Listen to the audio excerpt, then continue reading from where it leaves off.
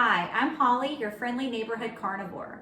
Today I'm going to show you how we're going to take this big block of beef suet and we are going to render it down into tallow. It's not always easy to just find a block of beef suet. I've never seen it in a grocery store or anything like that. I go to the butcher and I ask for beef suet. This is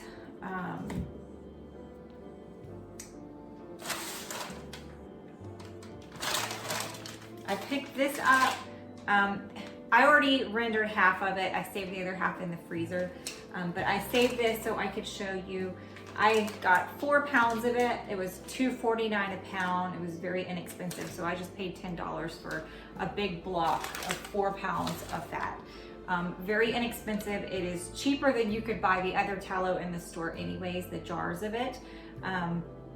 But this actually is higher in stearic acid and can be used with making pemmican and deep frying and any other place where you would use regular tallow. You can actually use this suet tallow in place of it. So I'm going to show you guys how to do this. Make sure you have a very sharp knife ready, and let's get started.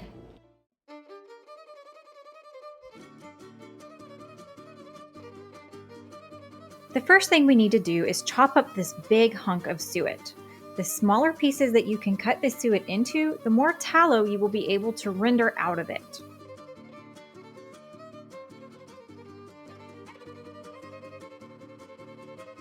You will notice there are some bits of membrane on the suet. You'll want to peel this off and discard it. I'm going to be making a fatty carnivore treat with the leftover cooked pieces of suet when it's done, but if you keep the membrane in there, it's going to get super rock hard, and I don't want anyone to break a tooth.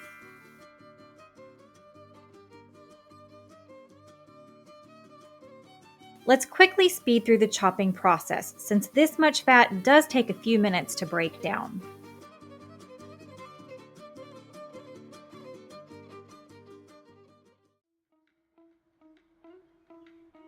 Once all the suet is chopped up into teeny tiny pieces, it's time to transfer them into a large pot.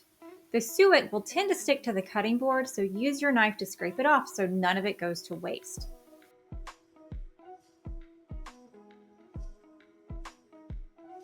I placed mine on the stove with the lid and set the heat low to low medium. You can start it on medium heat since it does take a few minutes for it to get started, but once you see the fat melting out of the ones on the bottom of the pot, change the heat back to low or low medium. If you don't have the time to stay home with this on the stove for about an hour or so, you can place your suet in a crock pot on the low setting. This will allow you the freedom to cook while you're at work or running errands. From this point, it's very low maintenance. Just let the fat cook, check on it, and stir about every 15 to 20 minutes, unless you chose to abandon it in a slow cooker. In that instance, just let it sit there and do its thing.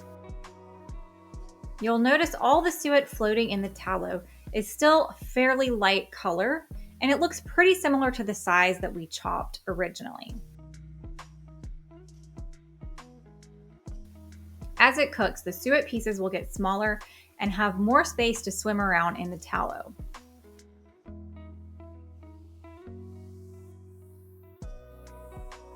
While we are waiting around for all of this glorious tallow to render out, I figured this is probably a good time to ask you to please subscribe to my channel. I'm new around here, and I'm trying to see how many subscribers I can get. If you're learning anything from me in this video, hit that like button as it really helps me out. And finally, leave me a comment. One of my favorite things about being on a carnivore diet is how much I love the carnivore community. Take some time to say hi, or if you're shy, why not just leave me a steak emoji? Even if you're not carnivore, I just love community, so please say hi.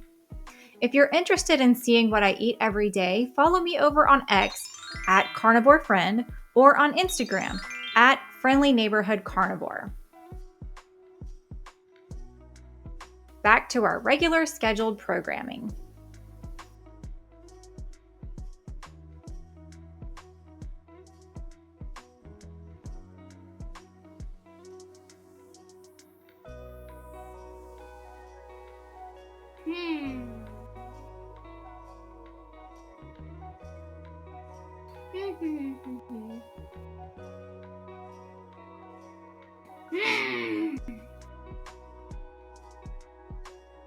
All right, and we are coming to an end on the stove. You see we've got all this extra space in here with our tallow. It's swimming around nicely, and the suet has gotten to a darker golden brown. Once the suet seems to be as small as it can get and turns a golden brown color, you're ready to strain. Here's what it looks like when it's done rendering. Eventually, all your suet bits will shrink down and will just be floating in a big pool of fat. I set my measuring cup in a bowl because I don't want to waste any of it that I might spill while pouring. I line the measuring cup with a mesh strainer so I can strain all the tallow out of the suet.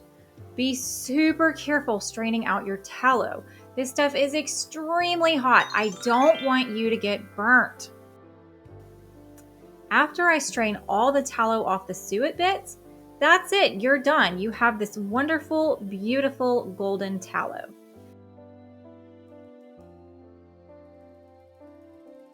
But if you're anything like me, you don't want to waste anything from the animal that is edible. So I'm going to use my silicone molds and turn all of the leftover suet bits into crispy suet bites. These are an excellent source of fat to add into your diet.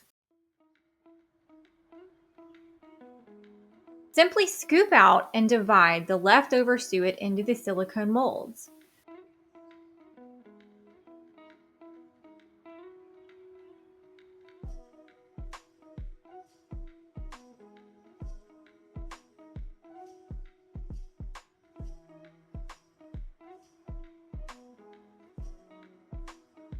Press down on the suet with a spatula to squish it down into the bottom.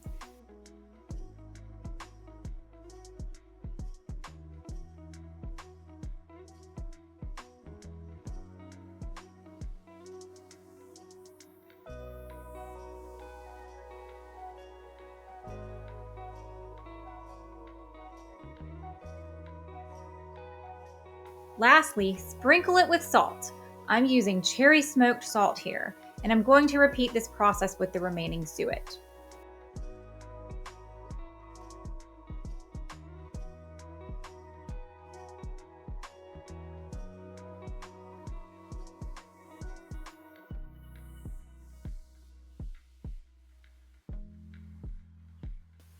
Once all of your suet is squished and salted, it's time to transfer it to the freezer.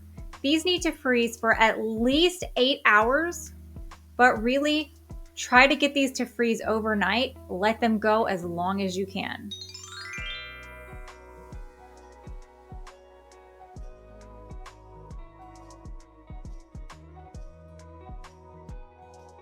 Once they are done, you can remove them from the silicone molds. Here's what they look like. They have a completely different texture from one side to the other.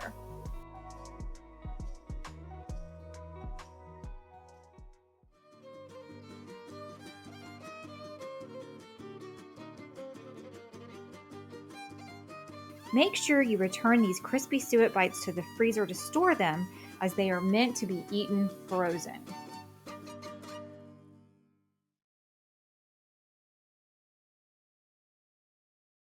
Okay, so the time has come.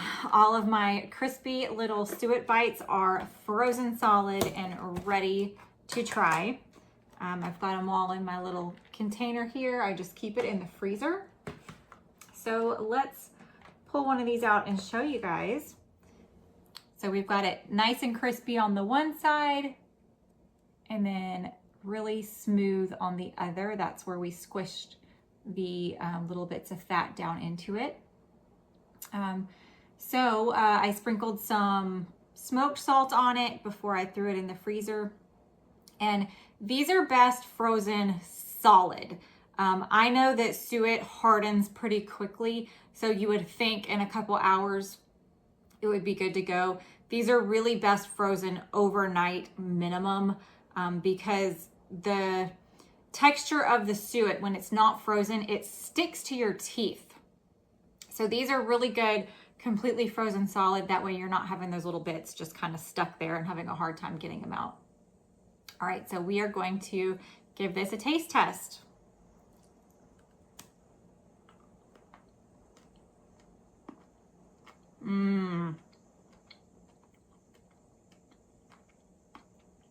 I love these. You always hear about fat bombs in the keto community, but you don't really hear about fat bombs on a carnivore diet. But eating fat is just as important when you're following a carnivore diet as it is when you're following a regular keto diet. So I love to have these on hand in the freezer ready to grab whenever I need. When I need more energy, a little extra fat is where it's gonna come from. If I'm hungry and I'm not quite ready to fully break my fast yet, fat has a very, very, very minimal impact on your insulin levels, and it can help take you through until you're ready to actually have a meal. So it's just great to have on hand. I also like to have one before I go to bed. Having a little bit of fat right before I go to sleep helps me sleep through the night. I hope you guys give these a try. I absolutely love them, and I hope you will too. Anything to reduce waste, you know, we don't want to throw out all of the bits that we could save and potentially eat. And this is one of my favorite things that comes out of rendering that tallow from the suet. So I hope you guys enjoy. Thanks, guys. She's the friendly neighborhood carnivore with a talent for cooking up a meaty uproar. From juicy steaks to sizzling ribs galore, she'll have you coming back for more. Fellas, smash that like button. She's the carnivore cooking queen. On your screen, bringing the meaty scene. Come on over and join the team for a culinary dream.